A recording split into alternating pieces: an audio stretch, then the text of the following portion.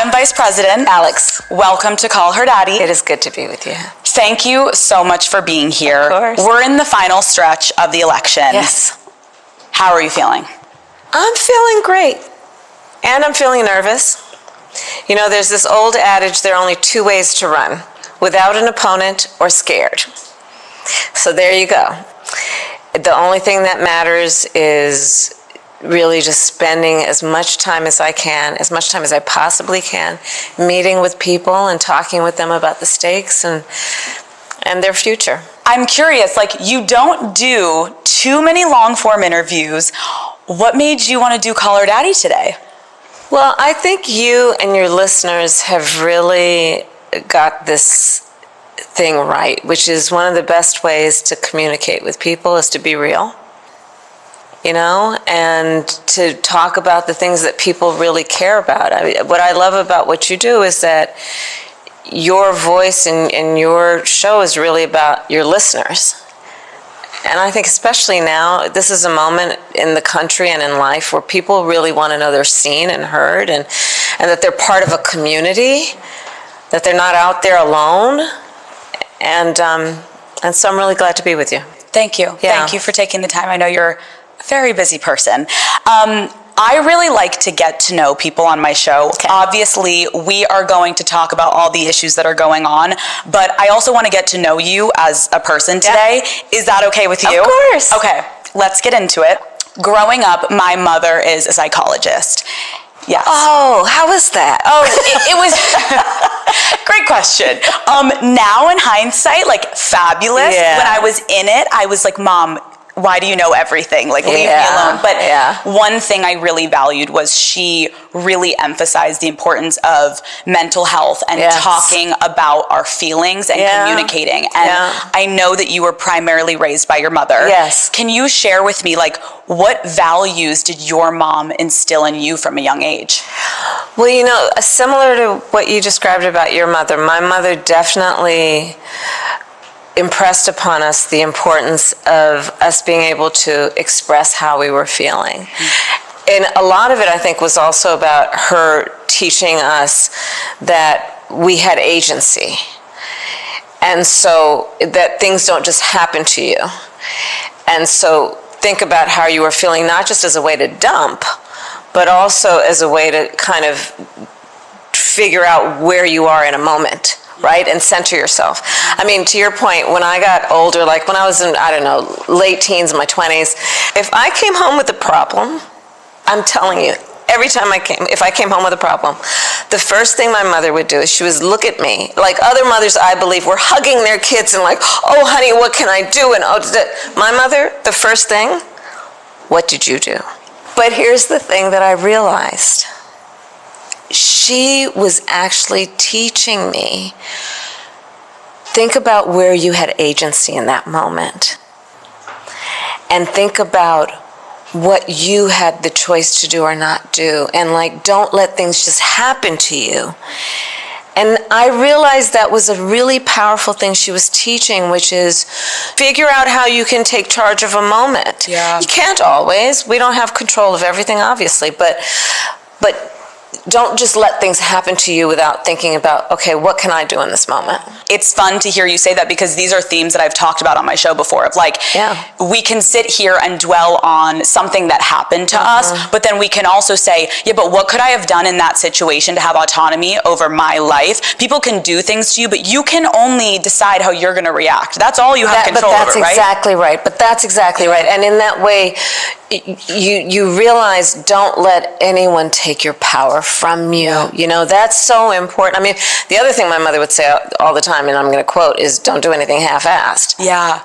I'm curious when you're saying that about, you know, have agency over your own life and don't let things just happen to you, like take control and take accountability. How have you put that into being the Vice President of the United States? A lot of my career was as a prosecutor, and so it was about really wanting to protect the most vulnerable and where they did not have the power. And it wasn't of their own choosing, but because they were the subject of abuse because they were the subject of an imbalance of power, right? And so a lot of the work that I've done has been about wanting to restore, to the extent I can play a role in that, their right to have justice, to have voice. You know, right now, this fight for what we need to do around reproductive freedom is, I mean, could it be more at its core about just the basic right any individual of whatever gender has to make decisions about their own body and not have their government tell them what to do? Or even voting, right? About saying, look, I know that there's cynicism. I know that there's a real feeling that, well, what does it matter? Does my voice matter? But a lot of my push to kind of hopefully convince people that they should vote is because you should never let anybody take your power from you. And voting is one of the ways that you use your voice to determine who your government will be and what your future will be by your government. You've already made history. You are the first female vice president. Yeah. You could very well become the next president of the United States. What do you think your mom would say? Well, okay, so let me just tell you what my mother did say when I was running for Attorney General. Okay, so there'd never been a woman Attorney General of California. And the race was so tight. I mean, fast forward to the end, on election night, my opponent declared his victory. By the way, I won. Okay, but let's go back. Let's go backward. So when I was first running, and it was when my mother was very sick with cancer, and she ultimately passed away. But I would take her to the hospital, and I spent a lot of time with her and took care of her. So one day we're at the hospital, and she's in the bed. And she was at this phase of her illness where she was really tired. And so I'm sitting next to her, and she had her face turned in the other direction. She was kind of half sleeping. And then she leaned over to me and she said, "What's going on with the race?" And then she leaned back over, and I said, "Well, Mommy, they said they're going to kick my ass." At which point my mother turned her head, looked at me, and had the biggest smile. Had the biggest smile ever. That was my mother. Sitting across from you, I think, as women, we have to work 10 times harder. We got to be smarter. We got to play the game to even get our foot in the door sometimes. Can you tell the daddy gang? Yeah. When people tell you no, when people look at you and doubt you, what does that ignite in you? So I've been told that many times. And through the course of my career, I've been told, at one point, you're too young. I've been told, oh, nobody like you has ever done that before. Oh, they're not ready for you. Oh, and this is the one that kills me. Oh, it's going to be a lot of hard work, right? As though we don't like hard work. And here's my response. I don't hear no. I don't hear no. And I urge all the daddy gang, don't hear no. Just don't hear it. Throughout this election, your identity has been called into question many times. Your opponent has called you crazy, weak, fake, and dumb. How does that affect you? I think it's really important not to let other people define you. And usually those people who will attempt to do it don't know you. I want to talk about before your career in Washington. Yes. You mentioned you worked as a prosecutor specializing in sexual assault cases. Yeah. And this is something, obviously, I touch on my show. I have so many women that listen, and I want to talk to you because I know you had a personal connection as to why you really sought that out. Can you talk about what led you to taking on that career? So when I was in high school, my best friend, her name is Wanda, I learned was being sexually assaulted by her stepfather. And, I knew something was going on because she didn't want to go home. She just seemed sad. And so she told me, and I immediately said, you have to come and stay with us. I called my mother, who was at work. Yes, she has to come stay with us, and she did. And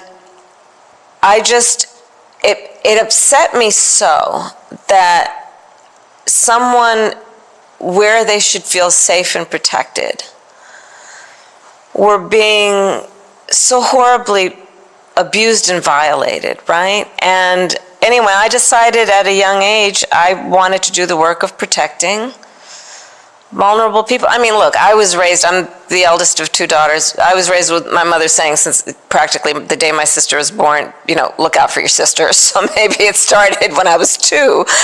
But Wanda and her experience really convinced me and made me realize how this can happen and what we need to do to stand against it. Can you, because again, like I have women write in being like, I don't know who to tell. I'm DMing you and I'm telling you because the shame and the terror and the where do I go from here, and most of the time it is the people that are closest to them that are doing this. Like, it is. What feelings do you have, and like what is the course of action in that moment that you take? So the first thing that I would say to anyone going through it is tell someone that you trust. Don't quietly suffer. You have done nothing wrong. You have done nothing wrong, and don't let anyone convince you you have. Often the abuser will tell her that if she tells, then something worse will happen. And that is usually wrong. And know that there are people that want you to be safe and will want to protect you, but don't silently suffer. And know that you have a right to live in a place where you feel safe and are actually safe. Unfortunately, I know that so many women can relate to what we're talking about. 1 in 3 women has experienced some form of sexual abuse That's in exactly their life. Right. That's exactly right. And I feel like when we say that, that number can get lost because it's like 1 in 3 women, like, no, this is happening, this is real, this is happening right now. But Alex, let me just say this also. Thank you for talking about it. Because part of the issue is that people don't talk about it. And I don't mean the survivors of it, I mean nobody does. And the more that we let anything exist in the shadows, the more likely it is that people are suffering and suffering silently. And we need to talk about it. We have to talk about it. Child sexual assault is something that affects far more people than the public discourse about it acknowledges. And the more we talk about it, the more we will address it and deal with it, the more we will be equipped to deal with it, be it in terms of schools, in terms of the society at large, right? And to not stigmatize it. I agree. I think like the power that we have is through our voice over here, like me trying to have a conversation any chance I can get, the amount of times I have conversations with women, and then I have thousands of women reaching out being like, oh my God, I just remembered something from watching this podcast episode and it brought back the trauma, but now I know I need to get help. Like years ago, this wasn't even a conversation. But see, and that's exactly right. And so when I say stigmatize it, what I mean is stigmatize the survivor. Yeah. We still have so far to go on the issue of child sexual assault. Just like in a previous time, the issue of domestic violence. People didn't talk about domestic violence. And part of it was this really warped idea that, well, what happens in the home is none of our business. But if it happened on the street, it would be our business if we witnessed it on the street. And so the point being that abuse of anyone is something we should all take seriously, as opposed to saying it's not our business. It's something that we have to agree should not happen, and whatever resources and whatever attention we can put into reducing the likelihood that it happens is worthwhile. How do we make this country safer for women? That's a big question. There's a lot to unpack there. I mean, one of the things, for example, on domestic violence that I can tell you is this. When a woman, and in particular if she has children, if she is economically reliant on her abuser, she's less likely to leave. Because most women will endure whatever personal physical pain they must in order to make sure their kids have a roof over their head or food. So one of the ways that we know that women are able to walk away from abuse, and there are many layers to her being able to do that, but one of them is, does she have the economic freedom to be able to do that? right? So one of the ways that we know we can uplift the ability of women to have choices is uplift the ability of women to have economic health and well-being. I'm going to get more into that later, but about, how we can make that possible. But I do want to reference something I saw was at a rally in Pennsylvania, former President Trump recently told women, "You will be protected and I will be your protector." What do you make of that? So he who, when he was president, hand-selected 3 members of the United States Supreme Court with the intention that they would undo the protections of Roe v. Wade.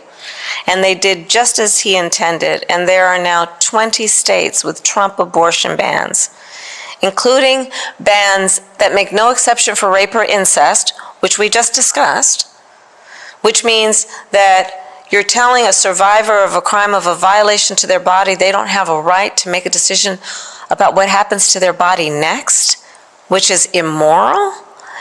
So this is the same guy that is now saying that. This is the same guy who said that women should be punished for having abortions. This is the same guy who uses the kind of language he does to describe women. So, yeah, there you go.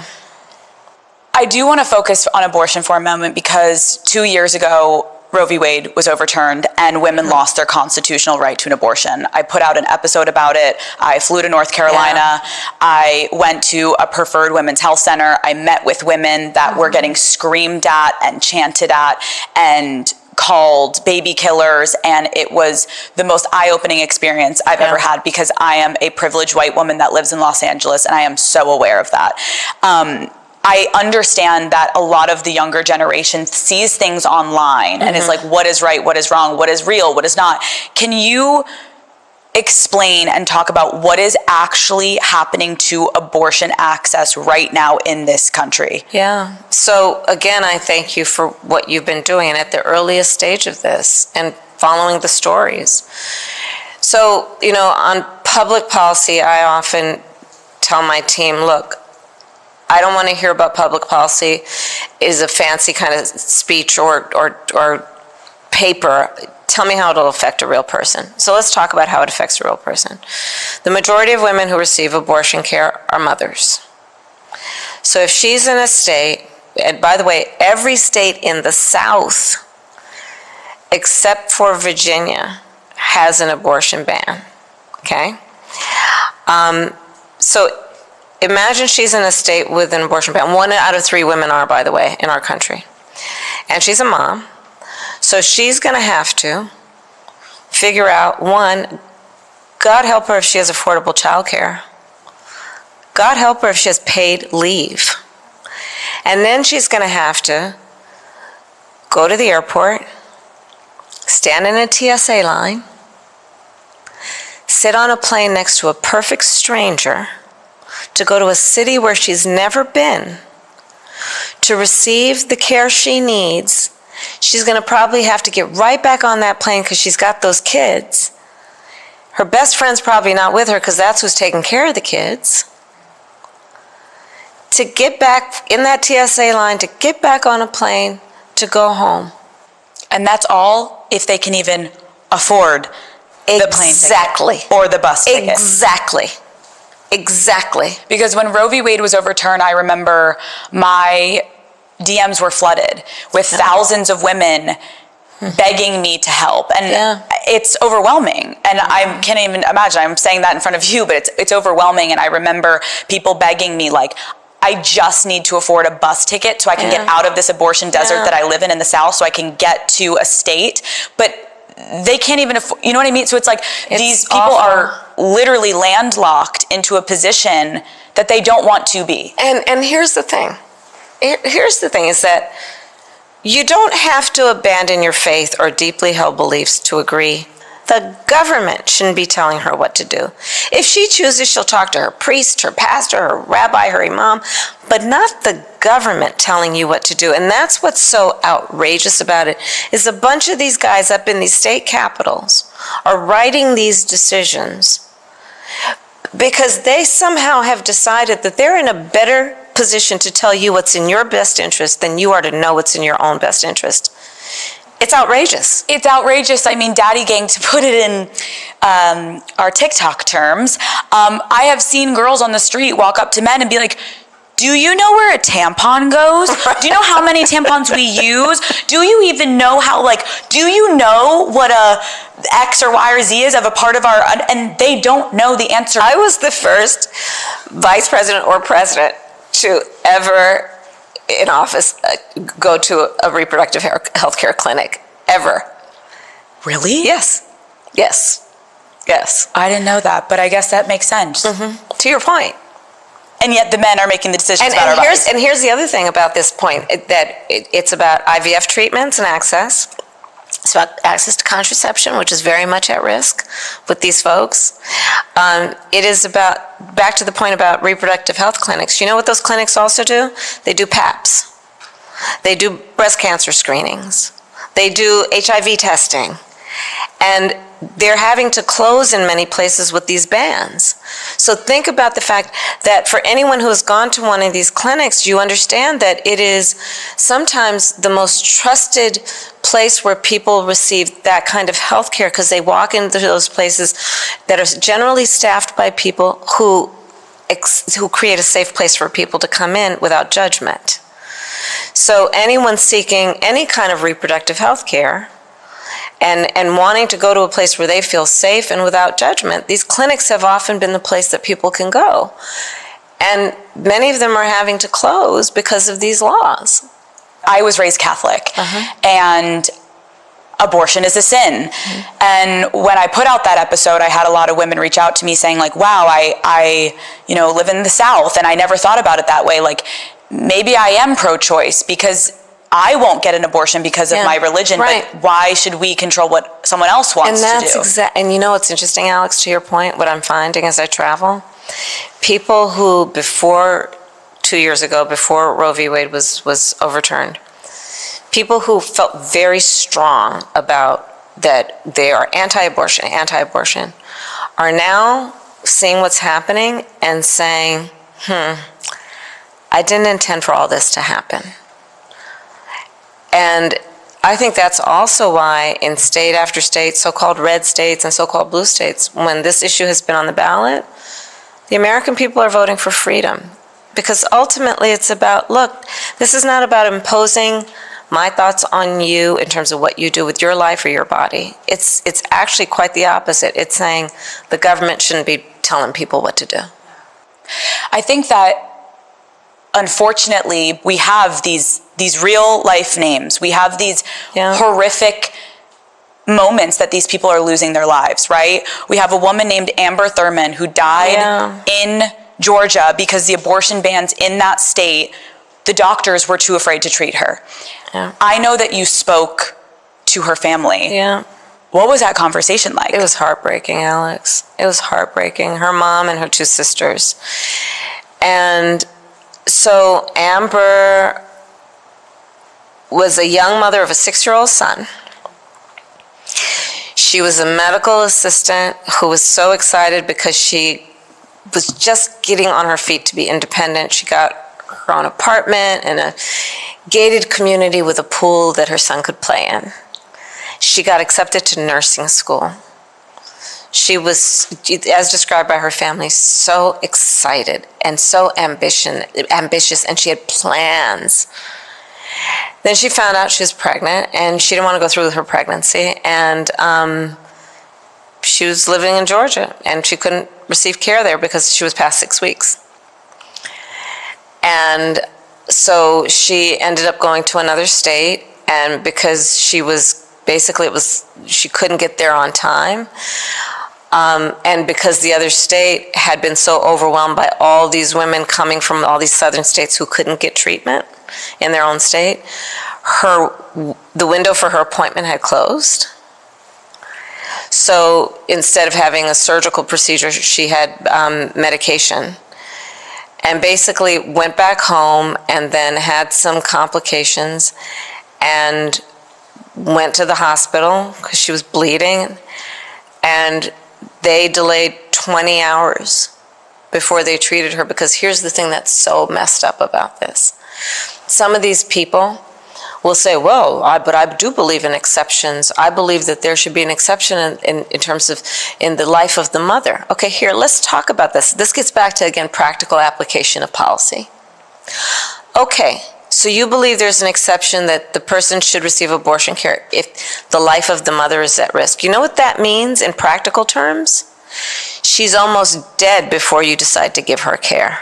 What? So we're going to have public health policy that says a doctor, a medical professional, waits until you're at death's door before they give you care? That's outrageous that anybody would be saying that that is acceptable policy. So until everything that physically could happen to your body in terms of deterioration, only at the point that, oh, she might die, is she going to get care? Where is the humanity? I think that's what's been very difficult as a young adult in this country right now is like, there are so many policies I could sit here and talk to you about, but Call Her Daddy has been rooted in supporting women and talking about women and lifting women up, because it is no denying that we have always been underserved and we are treated like second-class citizen to men, right? And I can see people, I get it. We're going to talk about the economy. We're going to talk about all this, but what is any of that good for if we're not even taking care of the people that are able to produce the next generation? I do want to clarify something. In the debate, former President Trump claimed that some states are executing babies after birth. Can you just clarify? That is not happening anywhere in the United States. It is not happening, and it's a lie. It's a bold-faced lie that he is suggesting that, can you imagine?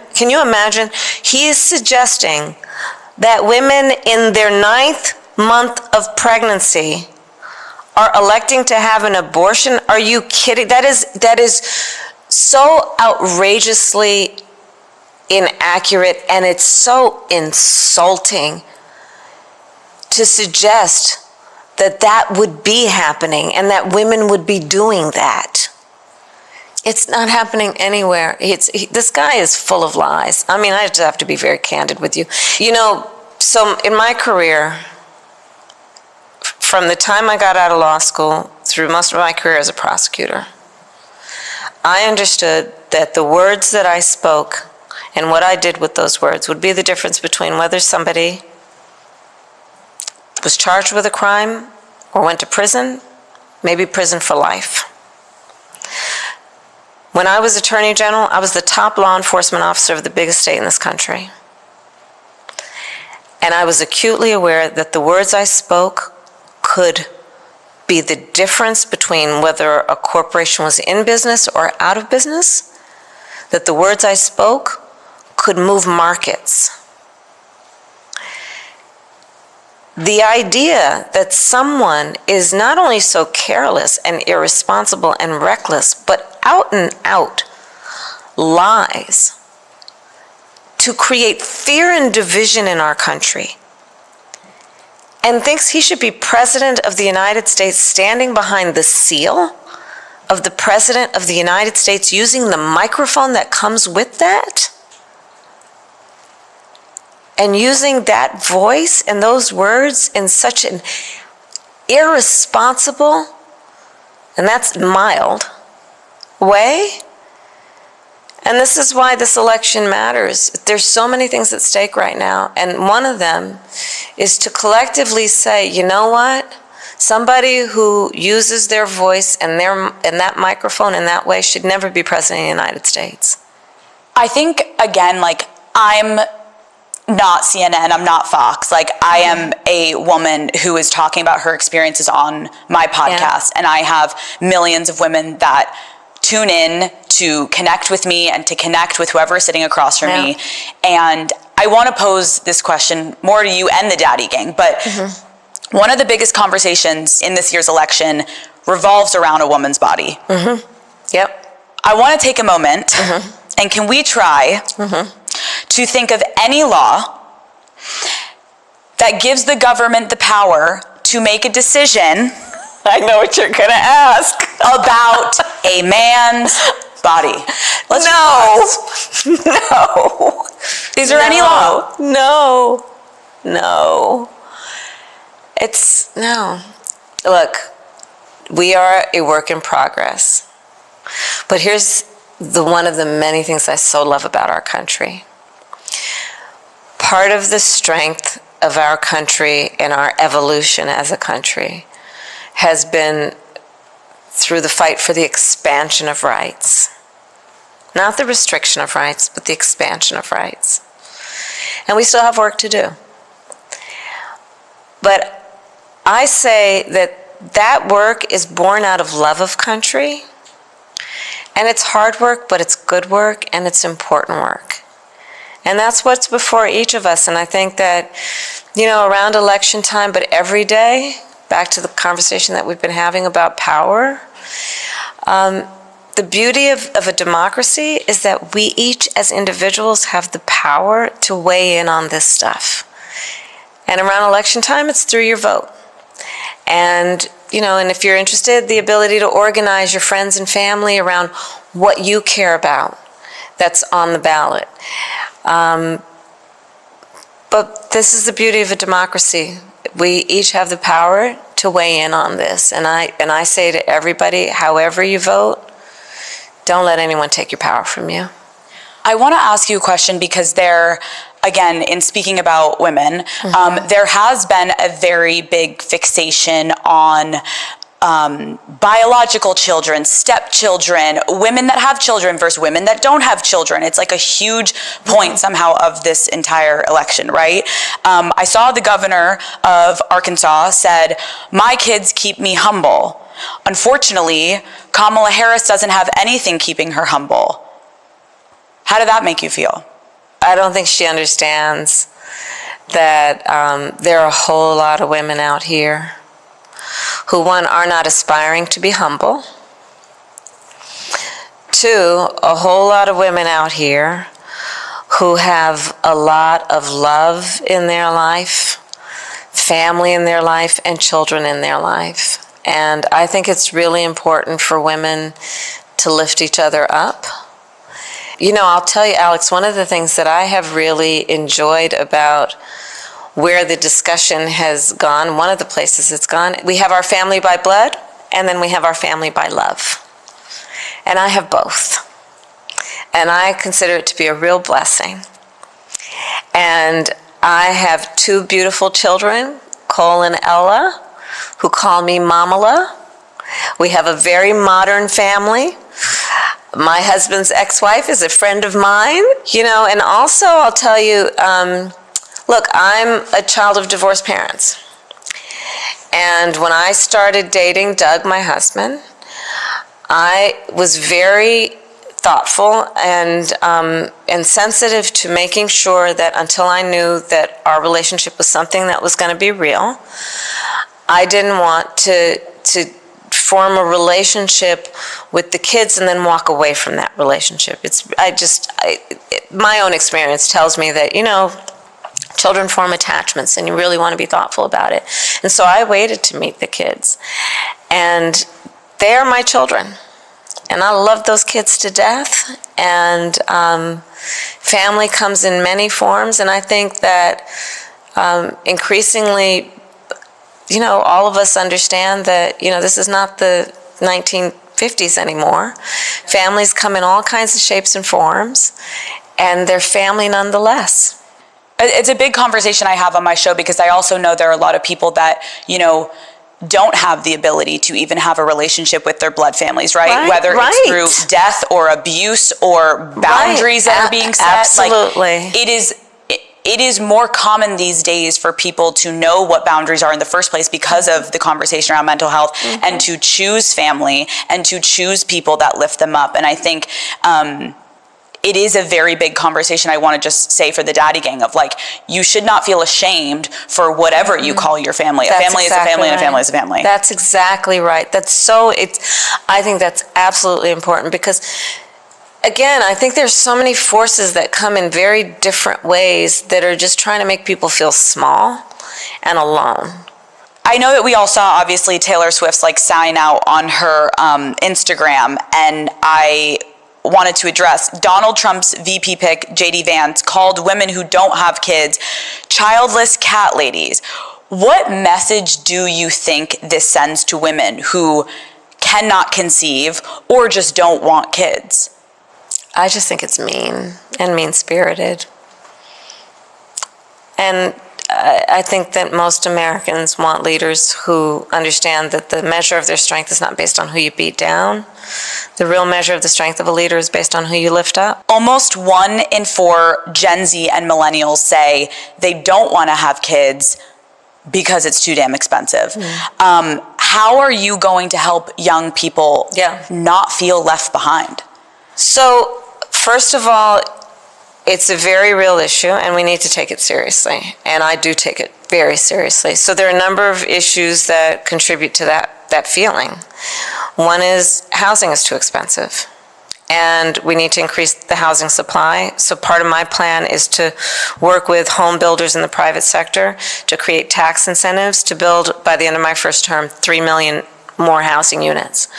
Second piece is $25,000 down payment assistance for first-time home buyers. Because a big issue in terms of the barrier to being a homeowner is just having enough to actually put that down payment down, right, to get your foot in the door. The other piece of it is we need to give tax credits and really understand that middle class and working people need a break. And so part of my plan is to give 100 million more people who basically are middle-class working people tax cuts, including for young parents, a $6,000 tax cut for the first year of their child's life, which helps them buy a crib or a car seat or clothing and just get through that first year, which is such an important and critical stage of their child's development. I have a lot of listeners that are fresh out of college, right? And they were told, obviously, their student loans would be forgiven, and now they are drowning in student debt. What do we say to those people? We are fighting, and I'm going to continue to fight for student debt relief. I mean, student loan debt is a huge issue, and to your point, it's a barrier to people being able to even think about starting a family, buying a home, and we need to give people relief. Part of the work that we've done when I've been vice president has been to forgive student loan debt for millions of people by this point, I think over 5 million, including doubling the amount of student loan forgiveness for public servants like nurses and teachers and firefighters. But we have to do more. Debt is a big issue. The other piece that I've been pushing for is helping people in terms of medical debt not being on their credit score. Because, if you rack up debt because you have medical bills and it can be used against your credit score, which is going to impact your ability to get an apartment lease or a car loan or a small business loan. I mean, I think I know we don't have that much time to go into all of this, but I think the biggest problem for people right now that I'm finding when I'm reading online with all these young people is people are so frustrated and just exhausted with politics in general. People feel they don't feel incentivized to vote because they feel like politicians are essentially over-promising, under-delivering. Why should we trust you? So I'll say this, look, you can look at my career to know what I care about. I care about making sure that people are entitled to and receive the freedoms that they are due. I care about lifting people up and making sure that you are protected from harm.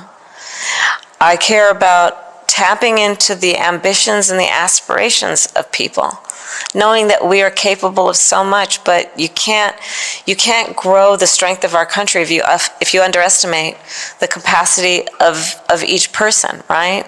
Which is why another thing that I'm really focused on is small businesses and startups. and giving startups a $50,000 tax deduction, because right now it's $5,000 and you can't start up anything, any small business with $5,000. But the bottom line is this: I believe in the promise of America. I have not been able to be the first in every position that I've had were it not for the promise of America. I believe in our country. I love our country. And I believe that leadership has to be about knowing our capacity and then investing in the people, because lifting up each person that we do is about lifting up the whole. Madam Vice President, thank you so much for coming on Call Her Daddy. It was truly an honor. Thank you, and thank you for your voice.